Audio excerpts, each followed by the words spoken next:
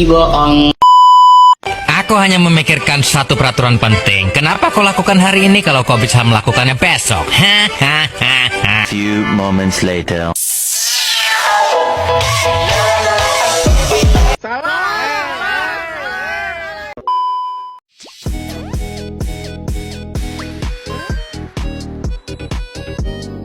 Assalamualaikum warahmatullahi wabarakatuh. Halo guys, perkenalkan nama saya Angelina Elius dengan NPM 233107002. Di sini saya sebagai klien, yaitu Ibu Ani. Halo guys, saya Lia Ramadan dengan NPM 233107004 sebagai kameramen. Halo guys, saya Kamila Muska Putri dengan NPM 233107005. Di sini saya sebagai terapis. Halo, nama saya Anissa Zara Fauzia dengan NPM 233107016. Di sini saya sebagai editor. Penasaran apa yang kita buat? Di sini kita mau ngerjain tugas apa sih guys? Apa ya? Apa ya? Oh iya, psikoterapi. Jadi kita itu sedang membuat tugas video mata kuliah psikoterapi dengan dosen pengampu yang paling cantik itu. Siapa sih namanya? Bu Rosmawati. Gitu guys. Kepo ya sama video kita gimana? So, jangan skip video ini ya. Klien dalam kasus ini adalah Ibu Ani, 40 tahun, ibu rumah tangga yang pernah mengalami pengalaman traumatis ketika suaminya berselingkuh.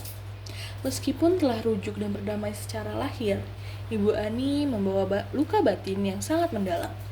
Setiap kali ada konflik kecil dalam rumah tangga, ingatan tentang perselingkuhan itu selalu muncul kembali. Ibu Ani menjadi mudah curiga, sering menyindir, dan menunjukkan perilaku pasif-agresif.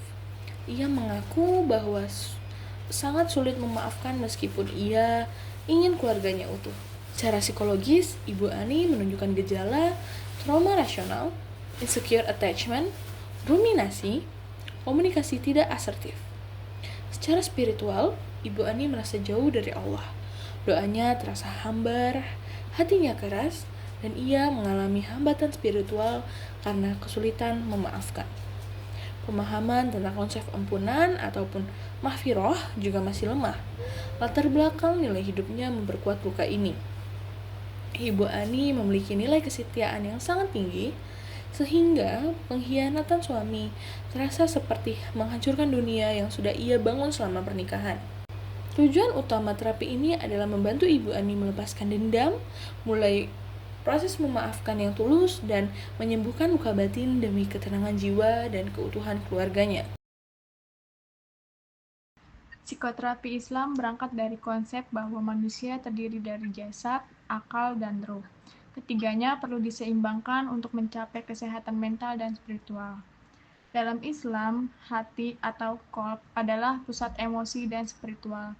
Luka batin yang terus disimpan akan mengeraskan hati, membuat seseorang sulit untuk merasakan ketenangan, dan bahkan dalam ibadah. Ada beberapa konsep utama yang menjadi landasan terapi ini. Yang pertama, tazkiyatun nafs atau penyucian jiwa. Proses membersihkan hati dari dendam, marah, dan sakit hati. Tujuan akhirnya adalah mencapai ketenangan atau tumakninah. Yang kedua, muraqabah atau kesadaran bahwa Allah Maha melihat. Ini membantu klien memandang emosinya dengan perspektif spiritual dan menenangkan egonya yang terluka. Yang ketiga adalah muhasabah atau evaluasi diri. Klien diajak melihat luka batinnya secara jujur tanpa penghakiman diri. Yang keempat ada tadabbur ayat, menggali makna ayat Al-Quran yang relevan seperti Quran Surat Asy-Syura ayat 40 yang artinya dan pemaafan lebih dekat kepada ketakwaan. Ayat ini menjadi dasar bahwa memaafkan bukanlah melemah, tapi justru bentuk kedewasaan spiritual. Zikir dan doa, teknik regulasi emosi berbasis spiritual yang menenangkan pikiran dan hati. Dengan dasar inilah intervensi psikoterapi Islam dirancang. Ada 4 konsep inti yang membimbing seluruh proses terapi Ibu Ani. Yang pertama ada healing through forgiveness. Memaafkan dalam Islam tidak berarti melupakan atau menerima kesalahan, tetapi membebaskan diri dari beban emosional. Ini adalah cara penyembuhan diri, bukan pengesahan atas pengkhianatan. Yang kedua ada sober atau kesabaran aktif. Sabar bukan berarti diam, tapi kemampuan mengelola emosi dengan cara yang sehat. Sabar membantu Ibu Ani mengontrol ruminasi dan ledakan emosi. Yang ketiga ada rahmah dan ihsan. Rahmah adalah kasih sayang, sementara ihsan adalah berbuat baik kepada Allah. Konsep ini membantu membuka kembali pintu empati dan membangun kembali komunikasi dengan penuh kebaikan. Yang keempat ada emosional dan spiritual grounding. Teknik menenangkan diri melalui napas sadar dan zikir. Ketika ingatan buruk muncul, grounding membantu Ibu Ani kembali mendarat pada saat ini, bukan tenggelam dalam trauma. Assalamualaikum Ibu. Waalaikumsalam, Mbak. Perkenalkan, nama saya Angelina Andrus. Ibu bisa panggil saya Angel. Saya di sini ingin membantu Ibu. Sebelumnya bisa perkenalkan diri Ibu dulu, sebutkan nama, usia, dan juga status pernikahan. Perkenalkan, nama saya Anita, umurnya 40 tahun, status sudah menikah. Oke, saya panggil Ibu Ani ya? Iya, Oke, sebelumnya Ibu ada masalah apa nih sampai datang ke saya? Jadi permasalahan saya itu suami saya 2 tahun yang lalu pernah selingkuh. Nah, situ kita ingin sempat cerai, tapi udah lagi. Tapi setiap kita lagi ada masalah, saya selalu menyindir apa yang telah dilakukan 2 tahun yang lalu. Terus juga mulai cemburu, hati juga lebih tertutup sama suami. Oke, sebelum kita mulai lebih lanjut, saya ingin lebih memastikan bahwa Anda nyaman. Jadi, apa yang Anda rasakan saat ini, Bu? Baik, yang saya rasakan saat ini tuh agak sedikit tegang dan juga lega karena sudah menceritakan apa yang saya rasakan sebelumnya. Terima kasih Ibu sudah menceritakan pengalamannya dan juga sudah jujur atas perasaannya. Jadi kita akan lanjut berjalan perlahan-lahan menyesuaikan ritme Ibu. Luka emosional itu bisa mempengaruhi pikiran, tubuh, dan juga emosional. Jadi merasa seperti itu sangat wajar sekali dan bukan berarti kalau Ibu itu lemah iman, gitu Bu. Seperti itu ya Mbak, tapi kadang saya suka merasa bersalah karena terlalu emosional. Tidak Ibu, justru emosional itu adalah tanda dari Allah bahwa hati Ibu itu pernah terluka. Jadi kita sebagai manusia hanya bisa mengontrol dan menenangkan diri ketika emosi itu meledak-ledak. Bu, boleh kita coba latihan kecil untuk menenangkan syaraf dan juga hati Ibu. Oh iya Mbak, boleh kalau gitu. Coba Ibu tarik nafas, tahan, lalu hembuskan perlahan. Oke, selanjutnya ketika Ibu menarik nafas, lafalkan dalam hatinya, lalu ketika Ibu menghembuskan, Ibu lafalkan latif di dalam hati. Oke, baik Mbak. Kita coba sebanyak 3 kali ya Ibu.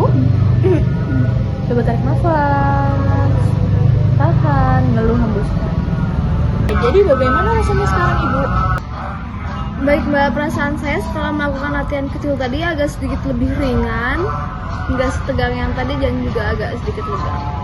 Alhamdulillah ya Ibu, kita akan gunakan ini setiap kali Ibu merasa cemas ataupun sesat. Tapi Mbak, kalau kita lagi ada masalah atau lagi berantem gitu kan, saya selalu merasa kalau itu salah saya. Bu, perasaan itu valid ketika seseorang sedang merasa terluka.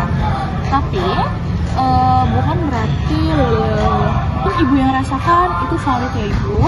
Ketika seseorang terluka, seringkali menyalahkan diri sendiri atau terkadang merasa diri sendiri itu bodoh. Namun, itu tuh bukan berarti Ibu itu lemah. Oke Bu, untuk 1 minggu ke depan saya akan membuat jurnal harian. Apakah Ibu bersedia? Oh, baik Mbak, saya bersedia. Kalau boleh tahu isi dari jurnal harian itu apa aja ya Mbak? Sederhana saja. Emosi apa yang muncul, pemicunya apa, lalu perasaan tubuh ibu bagaimana, dan juga penenangannya bagaimana. Baik Mbak, kalau gitu saya akan mencoba melakukan apa yang Mbak sarankan dan menuliskan apa yang saya rasakan dalam 1 minggu ini. Ibu, kita tutup sesi ini dengan melafazkan alhamdulillah, alhamdulillahirabbil alamin. Alhamdulillahirrahmanirrahim. Kita kadangkan tangan kita meminta kepada Allah, ya Allah, lembutkan hati kami dan kuatkan langkah kami untuk menyelesaikan permasalahan ini. Terima kasih Mbak sudah mendengarkan cerita saya hari ini. Perasaan saya sudah sedikit lebih lega daripada tadi sebelum datang. Assalamualaikum Ibu Ani. Waalaikumsalam Mbak Angel. Bagaimana dengan pekan jurnal emosinya? Saya kemarin sempat nulis, cuman rasanya campur aduk sekali Mbak Angel. Iya Ibu, sudah berusaha. Itu langkah yang besar. Siap, mari kita mengurai pengalaman pahit itu, mulai dari yang paling ringan atau yang paling ingin Ibu lepaskan terlebih dahulu saja. Bagaimana? Apakah Ibu siap? Baik Mbak, insya Allah saya siap. Semua itu bermula dari 2 tahun yang lalu, dimana suami saya itu jadi jarang banget pulang. Kalaupun pulang, dia pasti pulangnya pagi atau enggak larut malam. Terus nggak lama dari itu, saya mulai tahu kalau dia ternyata selingkuh. Terima kasih atas ceritanya. Ambil nafas terlebih dahulu jika itu terasa berat. Dari cerita Anda, saya mendengarkan banyak rasa sakit. Jika boleh, menurut Anda apa luka yang paling dalam dari kejadian ini? Saya merasa seperti dikhianati dan harga diri saya seperti sangat hancur sekali. Dan rasa percaya saya terhadap suami sudah hilang. Itu adalah luka yang sangat manusiawi dan saya sangat mengerti. Terima kasih sudah mengakuinya dengan jujur. Untuk tugas minggu ini, saya ingin Anda menulis surat kemarahan. Surat ini tidak akan diberikan kepada suami Anda. Tujuannya agar kemarahan yang selama ini menumpuk bisa keluar secara aman. Nah, isi suratnya itu bisa saja apa yang Anda rasakan, apa yang Anda harapkan, dan apa yang Anda kecewakan, serta apa yang Anda ingin lepaskan. Tapi saya takut harinya tambah sedih lagi Mbak, karena mengingat-ingat. Jika sedih itu muncul, itu tanda hati yang mengeluarkan beban lama. Anda tidak sendirian, kita akan bahas di sesi berikutnya. Assalamualaikum Ibu Ani. Waalaikumsalam Mbak Angel. Selamat sore ya. Selamat sore juga. Jadi di sesi terapi kita yang ketiga ini, saya akan membantu Ibu untuk menggunakan teknik terapi yaitu forgiveness terapi. Sebelumnya, forgiveness terapi itu adalah terapi penerimaan diri ataupun terapi pemaafan diri. Jadi, Ibu akan pelan-pelan saya bantu untuk tahapan-tahapan terapi kali ini. Ibu bersedia?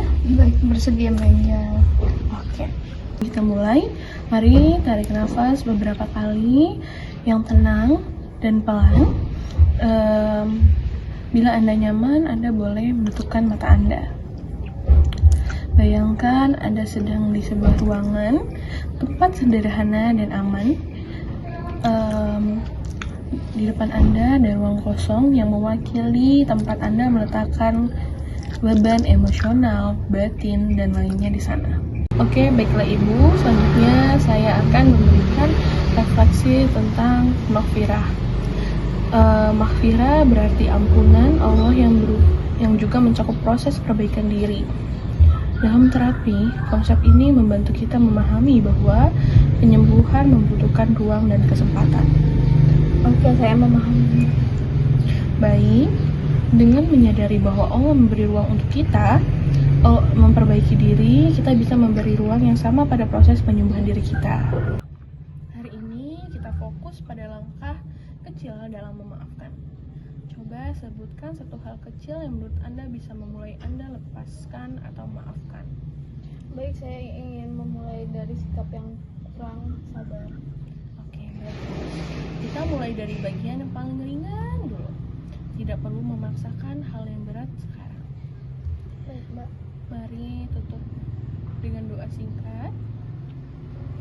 Ya Allah, bimbing aku untuk memahami dan menyembuhkan hatiku dengan cara yang Engkau ridhoi. Amin. Nah, jika Anda berkenan. Baik, Mbak, akan saya coba selama 1 minggu ke depan apa yang Mbak sarankan tadi. Baik Ibu, terima kasih. Saya akan jadwalkan untuk sesi terapi kita minggu depan. Terima kasih Bu. Assalamualaikum Ibu Ani. Waalaikumsalam, Mbak Angel. Selamat datang di sesi hari ini. Di sesi sebelumnya kita fokus pada pengelolaan emosi dan proses memaafkan secara bertahap. Hari ini kita masuk pada tema rekonsiliasi dan membangun kembali kepercayaan. Tujuan sesi ini bukan menyelesaikan semua masalah sekaligus, tetapi memberikan kerangka yang jelas agar hubungan bisa bergerak ke arah yang lebih sehat. Baik, Mbak Angel, insya Allah saya siap menjalaninya. Baik Ibu, langkah pertama adalah memperbaiki pola komunikasi. Kita menggunakan prinsip ramah, artinya tetap jujur namun disampaikan secara tenang dan tidak menyerang. Format yang bisa membantu saya merasa ketika dan saya membutuhkan. Contohnya seperti ini bukan, Mbak?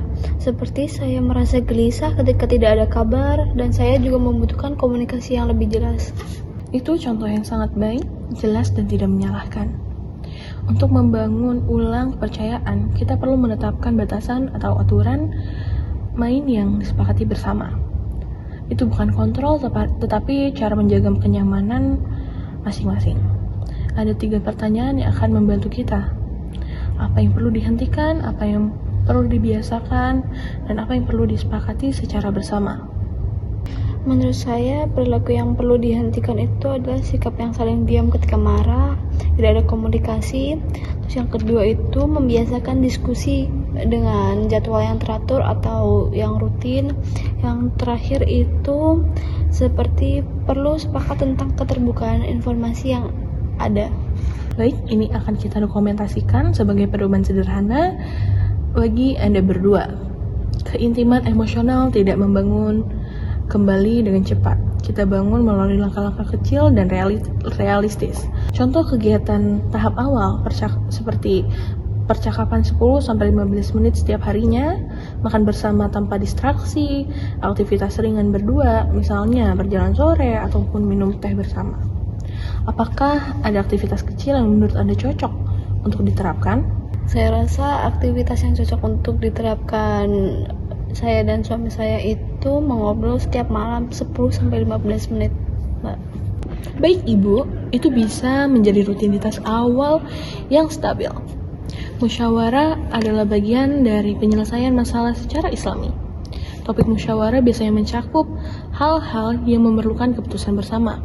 Mari pilih 3 topik yang perlu dibahas secara terstruktur. Menurut saya yang perlu dibicarakan itu ada keuangan, waktu menghabiskan waktu bersama, dan juga cara berkomunikasi yang baik ketika sedang ada masalah, Mbak.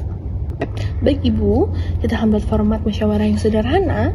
Seperti yang pertama itu satu pihak menyampaikan, pihak lain mendengarkan. Lalu ringkas poin masalah, buat kesepakatan sementara, serta evaluasi setiap minggu. Nah, yang terakhir, kita pastikan Anda memiliki rencana pribadi yang sehat agar tidak mudah kembali pada pola lama. Nah, mari kita susun beberapa poin. Jika Ibu tidak setuju dengan poin-poin tersebut, bisa Ibu langsung sanggah atau bisa katakan kepada saya.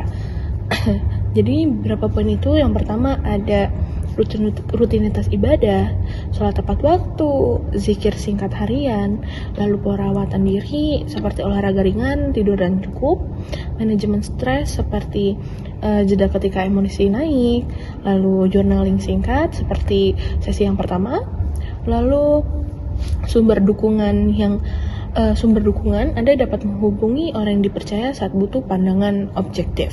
Serta yang terakhir yaitu strategi menangani konflik, minta waktu jeda 10-15 menit bila emosi meningkat.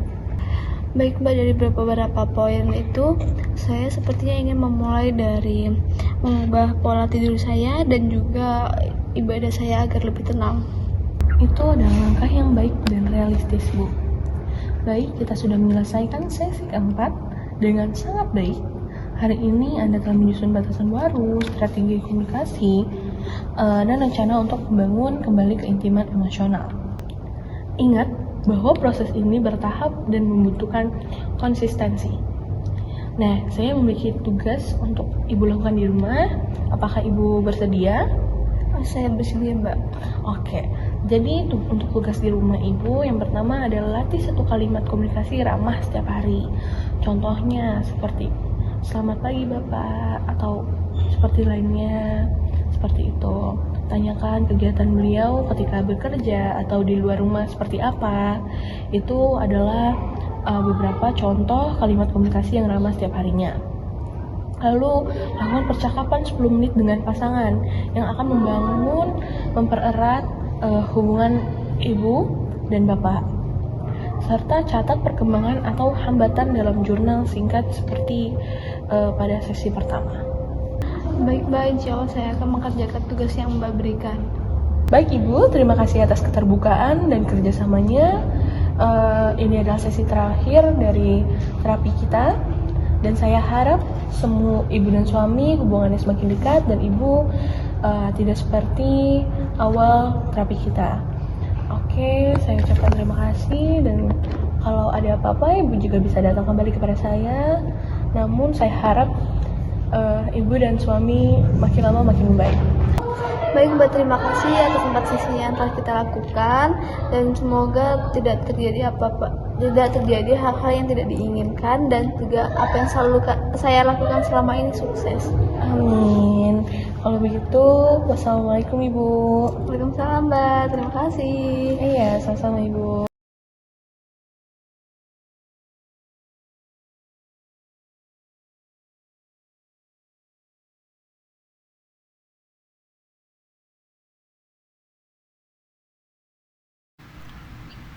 Demikian rancangan intervensi psikoterapi Islami untuk membantu Ibu Ani menyembuhkan luka batinnya, melepaskan dendam, dan memulai proses memaafkan dengan tulus. Dari kasus ini, kita belajar bahwa penyembuhan dalam Islam tidak hanya menyentuh aspek psikologis saja, tapi juga secara spiritual. Bisa melalui zikir, muhasabah, rahmah, dan pemahaman tentang makfirah Allah. Hati dapat kembali tenang dan keluarga dapat kembali utuh. Terima kasih atas perhatian dan waktunya. Wassalamualaikum warahmatullahi wabarakatuh.